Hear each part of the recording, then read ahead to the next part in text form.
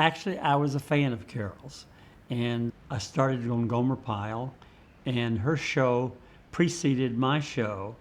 But she was I think she was in the hospital. Something had happened. She was in the hospital, and she was watching my show that right after hers, and she liked it, and she wrote me a fan letter, and it's from Carol Burnett, and I thought, oh, this they put somebody up to writing this because they knew I was a fan of Carol's, and and so I happened to be in New York on some business or something. I don't know what it was. And the hotel where I was staying, the bellboy says, says they're rehearsed the Carol Burnett show here. And I said, you're kidding. And I said, can I go watch? And they said, well, yeah. Come. He took me in there, and so I'm standing in the back of the room watching them rehearse the show. And somebody obviously recognized me. And so suddenly they go up and they whisper to Carol.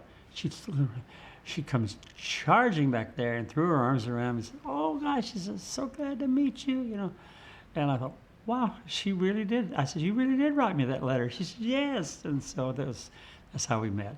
And it was instant love on my part, and still maintains that today. I still love Carol Burnett. I see something in Carol most people don't see. I love Carol the person. I know I'm so proud of her accomplishments as a performer. She's is probably one of the most remarkable people ever. But I like the person, the human being. She's has always been one of my favorite people in life, and still is. And it's been just lasted all these years. I'm so fortunate, and she may be godfather of one of her daughters, and whom I just loved it to death also, still to this day. And, it's been a family thing with us. Carol's show is very unique. There wasn't any other show like it. And that was because of Carol. She could do all those wonderful characters and just hook you, all the old movie stars and everything. And interestingly enough, on her show, she'd do takeoffs on these old movie stars, and then they would call Carol and ask her if they could be on the show, and she'd always let them come on the show. And it was so really, and they were interesting people too.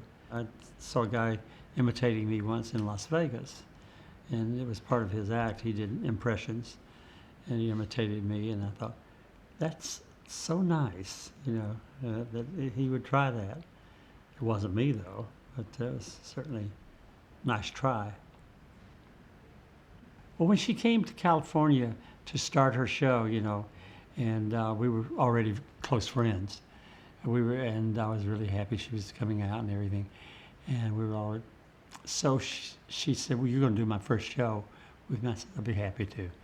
And it was she'd already decided that before she came to California, that I was going to be her first guest. And so that would just, I guess, worked out. And every year she'd have me, and it was very, very nice. And I just considered that a family thing. Carol, of course, was a musical comedy person, and I was just kind of doing the same thing in a different sort of way at the horn. I was doing kind of music and comedy at the same time, and that's so. When we both got on television and we were already friends, that made a big difference. And so we actually had an act together, which we did down in Texas and also at Caesar's Palace in Las Vegas. She was doing her show and I was doing my show. I was doing Gomer Pyle at the same time, and we decided to go into Vegas during our hiatus, my hiatus period, or hers, I can't remember. And together, and we put an act together, and that's what we did. And it was very successful, big time. And we also did it in Dallas, Texas, and their big arena down there. I remember that we both got very, very tickled during the filming of it, because she was, we were in a ski lodge or something, and she was doing all this thing trying to come on to me, and I had a broken leg and everything, and ski leg, and everything, and coming on, and so somehow or another spilt something on me, and I don't know what it was, but I made some comment. You'll have to see the show, and I don't remember, it ad-libbed a comment or something. And I don't remember what I said. You're not supposed to laugh, and you're supposed to stay straight. I had a difficult time with that. When I was doing Gomer, doing a scene with Don Knotts, when he'd get going off on his character, and I'd start grinning, and the director said, "Cut, Jim, cut." Says, you got to you can't laugh at Don. And oh God. Same thing on Carol's show. I know Harvey and Tim. They tried to play it straight, but that just happened when they would break up. But it was very, very difficult to break Carol up. She was very much the pro, and she kept going, or ad-libbing, or whatever she had to do to make it come about. But she could do it. She could really do it. Carol could. I remember one time, it was a sketch, it just wasn't working. I don't know where I was bad or what, but it just wasn't working. And I told her, I says, we were in dress rehearsal too, and so I says, this is just not working. And she says, tell you what, she says, let's change roles. And I said, okay. And so she says, you do my lines, and I'll do your lines. And she says, let me call and tell they stopped everything. And so she called Joe, her husband, in the booth. And she says, I'm going to take Jim's lines and he's going to take my lines. We're going to start this all over again, this whole sketch. And they said, well, and so we started again. And I had no idea what she was going to do. And she decided to do it as Gabby Hayes. And now where that came from, I have no idea. She came right there. Well, I almost died, but I stayed straight and I did her lines, and it worked. The sketch worked. Just part of her genius, and she just knew how to do it. Tim could break anybody up without trying, just by being Tim. He had a way of just doing his act, that just you couldn't help but laugh. I remember something funny Carol said to me when we were just driving around on my property in Maui, and just in my Jeep, and we were just talking, and she told me, she says, I'm not going to do the show any longer. And I said, you can't. I says, it's still so popular, everything. And she says, yeah, but she says, she looked at me and she says, there are no more new sketches. She said, she said, when writers come, she says, young writers come and do the show. She says, I always, say, well, work with them on it, and she says, oh, well, actually, we've done that before, twice. She said, I don't mean to discourage them because they come up with these young, fresh ideas, and then she'll say, well, we've done that, several times, and anyway, there just are no more new sketches. I just felt she had done them all, and had done them all so brilliantly that was it. You couldn't get any better than that. I think one of the reasons it doesn't work today is you don't have the personalities to do them, and today it's all I don't know, it's all gimmicky. Everything's gimmicky. Even the singers are gimmicky. I was just watching one last night. It was all electronic. They were all in neon things, special effects, and I couldn't hear a melody there at all, anywhere. I kept trying to find something I could listen to or enjoy, but I guess I'm just too old. I don't tune into that anymore. The smartest thing I ever did was I knew after 5 years of Gomer Pyle that I was not an actor. even though I had all the situations and the whole thing. But but only did the one character, which was Gomer. So I'm not an actor, but I am an entertainer. So I said the smartest thing I ever did was to become an entertainer and transition into that kind of life and career for myself. And it worked very, very well.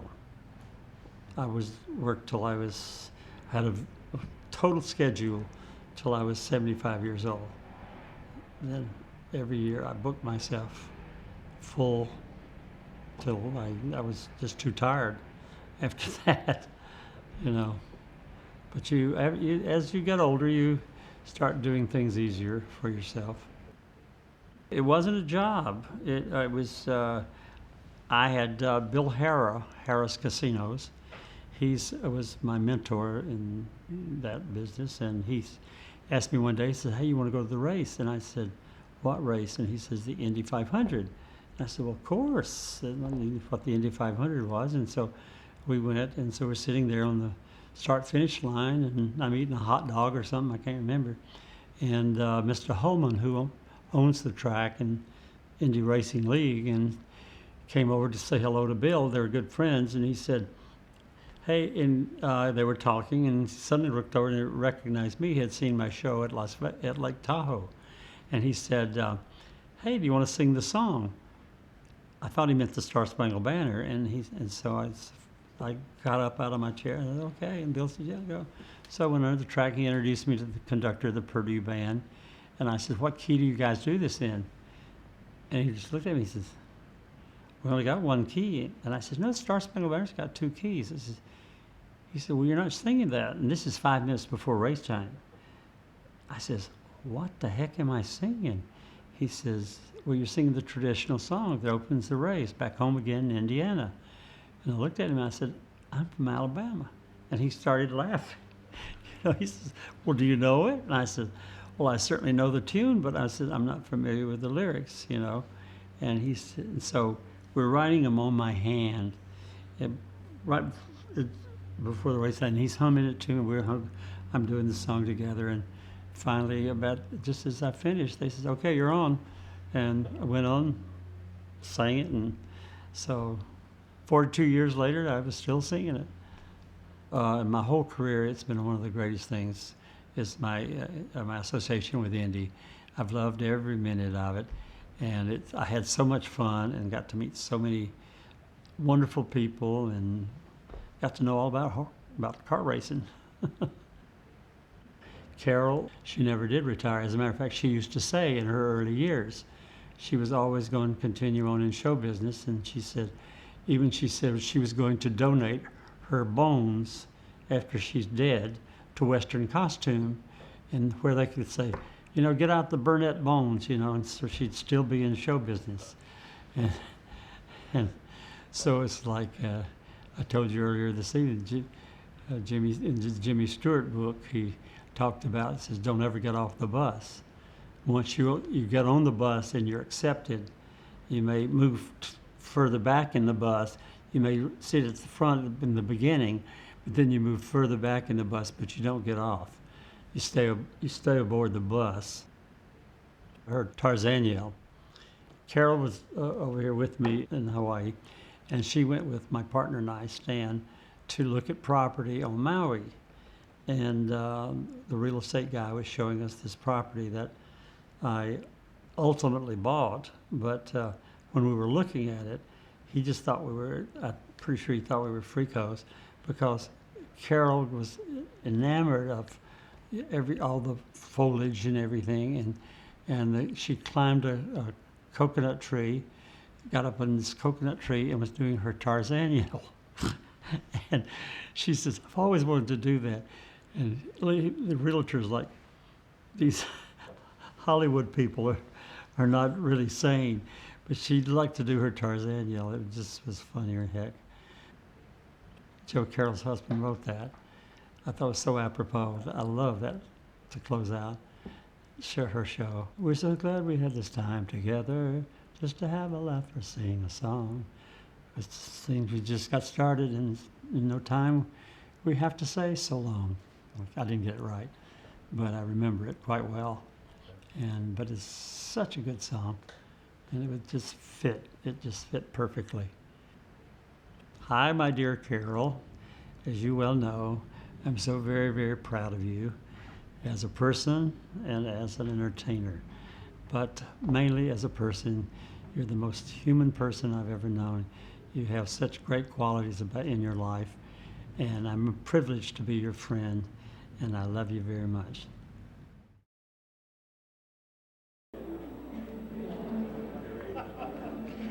Carol Burnett, number 1, production number 003, air, take 1.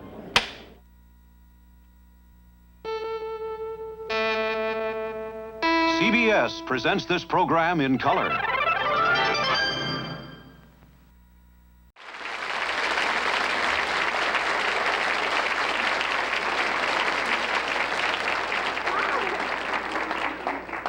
Welcome to our first show that we're doing. I'm real excited and very, very happy that you're all with us tonight. Looks like we got a nice full group. Could you bump up the lights so I could see? Oh!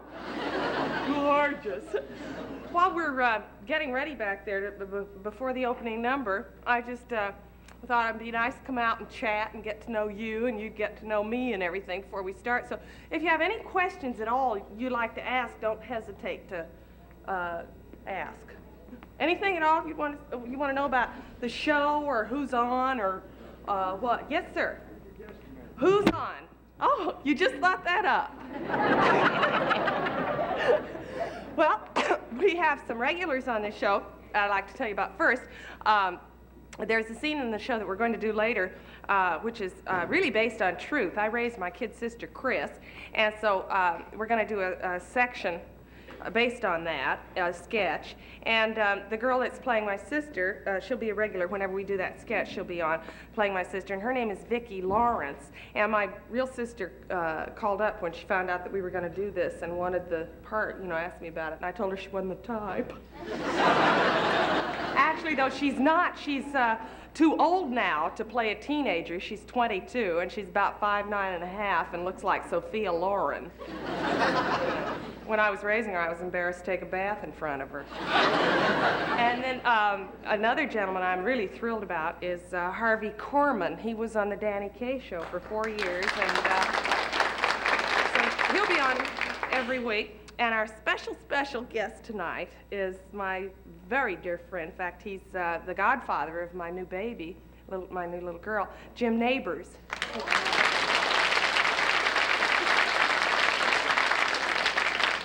Just fabulous to work with. I just adore him. Thank you for asking. Any other questions you might like to ask? Are we going to sing any songs? Oh, yes, sir. Yes, I will be singing. Thanks for asking, Uncle Joe. You're cute. Any other questions? What date will this show be showing? Oh, we'll be on the air a week from Monday, this coming Monday, September 11th. It's the premiere show. And it's a good night, I think. The time spot's a little strange, 3 o'clock in the morning. But, no, actually, we're opposite I Spy and The Big Valley.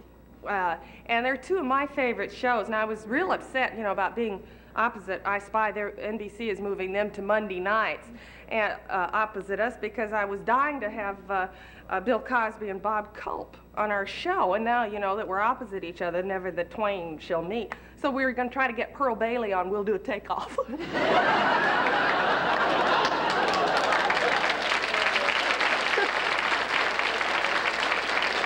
Yes, sir. When will you have Julie Andrews with you? Julie Andrews, whatever became of her? Actually, I don't know. I have talked to Julie about being on the show, and she's so busy now, doing movies and everything, that her next break isn't until sometime next spring. And if she does have time off, she told me she most certainly would come on our shows, and I'll be thrilled to have her, of course. Yes, sir. Is your husband producing the show, and can we meet him? Is my husband producing the show, and can you meet him? Yes, he is producing the show, but you can't meet him because he's producing the show. He's back in the booth now, biting his fingernails and everything. But he's back. You can't miss him. He wears red socks and looks like Bob Hope. Our baby looks like Bob Hope and Martha Ray. Yes, sir.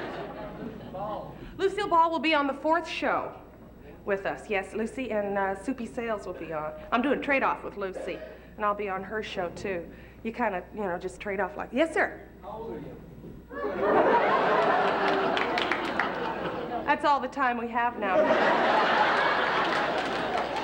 How old do you think I am? And be careful. Huh? 26. 26, you're right. Up here.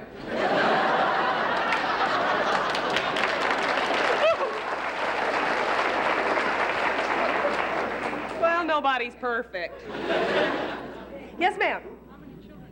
I have 2 children, 2 little girls. One is 3 years old, and the other's just 7 months old. They look like bookends. Yes, pardon me? Carrie is the 3-year-old. I named her after Cary Grant, hoping something would develop. And the youngest is Jody Ann. I named her after my father. His name was Ann. Did I see another hand, or did you wish to be excused, sir? We're going to have Mickey Rooney? Are we going to have Mickey Rooney? Where? Oh, you mean on the show? Oh, sure, we're going to ask him. Yeah, if I could see him, I'd have to go down like this, you know. Yes, any other questions? Uh-huh. Yes, sir. I loved you when you did Stanley with Buddy Hackett. Are you ever going to repeat any of it? What a memory you have. I did the Stanley Show with Buddy Hackett in 1956. I was 10.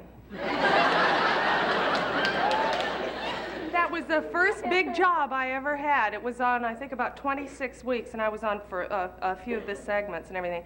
No, I think that just, you know, went the way of all flesh and everything, but it was certainly interesting to work with Buddy. He never said the same thing twice, and it was a live show. You know, no tape or anything. You really had to listen. And the way he talks, it's hard to understand him. Anything else before we get started? Any other questions? Okay. Are we ready back there? We ready? Oh, yeah. Oh, gosh. I forgot the most. Oh, terrific. Oh, the most important thing I wanted to explain to you about. You know, I talked about my regulars on the show. Vicki Lawrence is going to play my sister, and Harvey Korman, who's going to be on every week. And then we figured, because I have a little trouble sometimes making announcements and things like that. So naturally, you hire an announcer. And so they auditioned a whole passel of people, you know, tall ones, short ones, skinny ones, fat ones, and everything. And they couldn't make up their minds, so I went into the office and I picked out this fella, because after all, the most important thing for an announcer is his voice, right? So I'd like you to meet the fella I picked out who's going to be our regular announcer, Lyle Waggoner.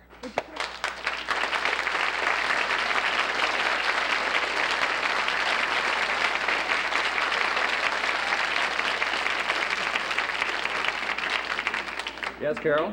It's just wonderful that you're going to be with us, Lyle. We're very thrilled to have someone like you with such a beautiful voice. I think it's going, oh, God. Are you all right, Carol? Yeah. That cutie's got 5 fingers.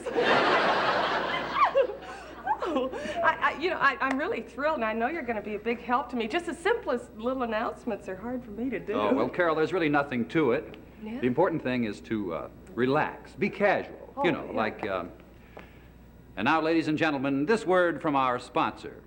Did you hear those shoulders? I don't think I could ever do that. I just don't know how you can, you know, be so relaxed. Is there a secret?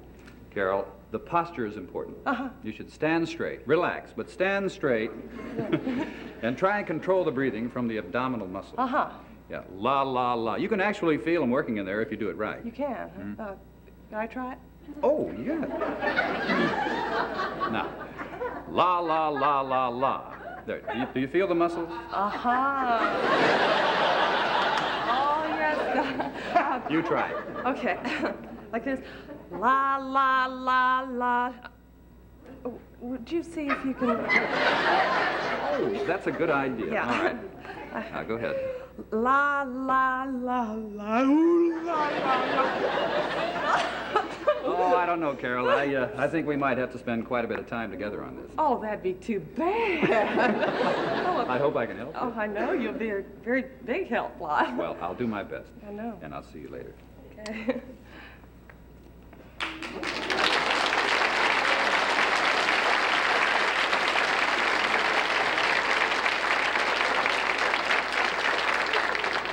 You know, we almost hired Harry Von Zell.